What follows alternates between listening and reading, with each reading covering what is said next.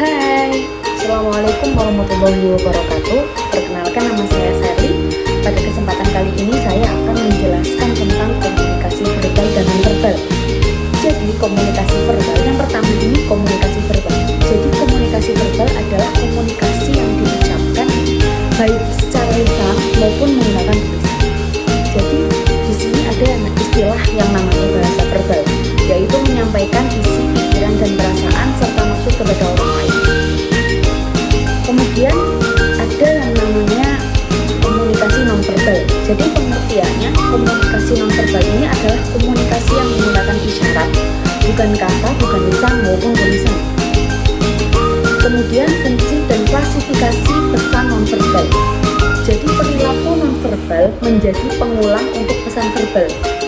Kata tidak yang muncul dari pesan verbal orang lain yang menerima pesan sebagai tanda penolakan biasanya akan diulangi dengan gelengan kepala. Contoh, enggak. Meskipun kita tidak mengucapkan kata tidak, itu kita sudah menunjukkan bahwasannya kita tidak menyetujui itu. Jadi hanya menggunakan gelengan kepala. Yang kedua, pesan nonverbal menjadi peneguh atau konfirmasi dari pesan verbal. Contoh kayak tadi, enggak gitu. Terus misalnya selamat tinggal, dadah, itu juga ini bagian dari komunikasi nonverbal. Ucapan selamat tinggal juga menunjukkan pesan verbal. Kemudian yang ketiga, pesan nonverbal menjadi kata ganti dari pesan verbal tersebut. Mengangkat tangan ke arah pengamen mengatakan tidak, atau dadah, atau selamat tinggal, dan sebagainya. Keempat, perilaku nonverbal dapat meregulasi perilaku verbal. Ketika seorang dosen sedang menjelaskan materi perkuliahan di siang hari dan mahasiswa mulai menguap atau dengan pura-pura melihat jam tangan, pesan nonverbal itu merupakan pesan bagi dosen untuk segera menutup kuliahnya pada siang itu. Kemudian yang kelima, perilaku nonverbal dapat menegaskan atau menentang perilaku verbal. Ketika seorang dosen dengan mata melotot melihat siswa atau mahasiswanya yang sedang melakukan suatu kesalahan sambil mengatakan bagus ya, contohnya seperti itu.